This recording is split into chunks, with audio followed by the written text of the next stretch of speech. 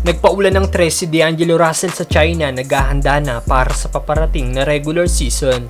Pero bago yan, Dennis Schroeder dinodomina ang FIBA World Cup.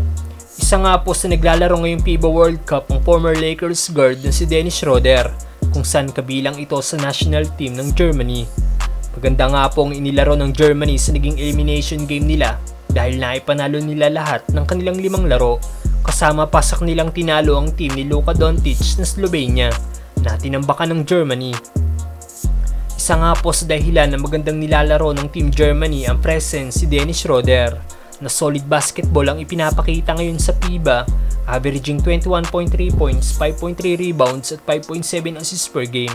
Kaya naman sila ang number 1 team sa power ranking ng FIBA ngayon. Kaya naman maraming Lakers fans nga din pong nanghihinayang na hindi muling kinuha ng Lakers si Dennis Schroeder at sana daw hindi ito binitawan ng nasabing team. Isa ba kayo sa nanghihinayang sa pagkawala ni Dennis Schroeder sa Lakers, mga brother? Samantalang D'Angelo Russell nagpaulan ng tres sa China.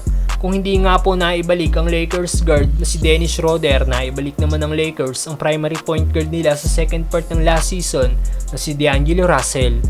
Malaki nga pong ginampanan ni D'Lo para ma-turn around ng Lakers ang kanilang standing sa West Conference mula sa kanyang scoring at playmaking ability. Kaya nagtapos ang Lakers bilang 7 seed. At ngayong nasa China ang Lakers guard para sa kanyang leaning tour, walang tigil pa rin nga po si D'Lo sa pagpapalakas ng kanyang katawan at paghahanda para sa nalalapit na regular season. At makikita nga po sa isang video clip na nagpaulan ng tres ang nasabing Lakers guard.